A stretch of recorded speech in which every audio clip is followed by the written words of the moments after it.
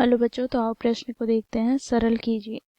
2 की घात 2/3 गुनी 2 की घात 1/5। तो दिए गए प्रश्न की मुख्य अवधारणा की बात करें तो बच्चों देखो, सबसे पहले तो यहाँ पर हम एक सूत्र का प्रयोग करेंगे।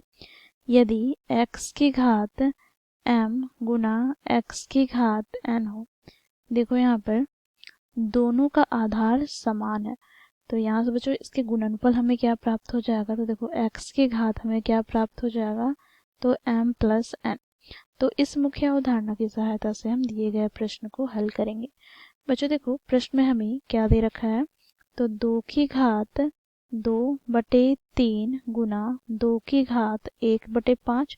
बच्चों देखो यहाँ पर दोनों का आधार अर्थात देखो यहाँ पर दो दो समान है, ठीक है।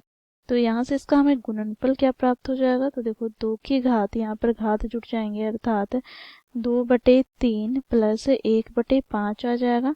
अब बच्चों यहाँ पर हम लघुत्तम लेंगे 3 और 5 का, तो हमें लघुत्तम प्राप्त क्या होगा, तो 3 पचे 15।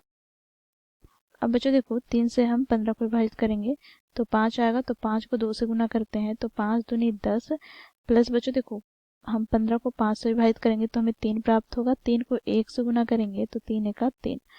अब बच्चों यहाँ से हमें क्या प्राप्त हो जाएगा, तो 2 की घात क्या हो जाएगा, तो 10 प्लस 3 अर्थात 13/15। तो ये हो जाएगा बच्चों हमारा दिए गए प्रश्न का उत्तर, अर्थात दिए गए व्यंजन को सरल करने पर हमें प्राप्त हो जाता है 2 की घात 13/15। तो इस प्रकार हम लोगों ने मुख्य अवधारणा की सहायता से दिए गए प्रश्न को हल किया। आशा करती हूँ आप लोगों को ये प्रश्न समझ में आया होगा। धन्यवाद।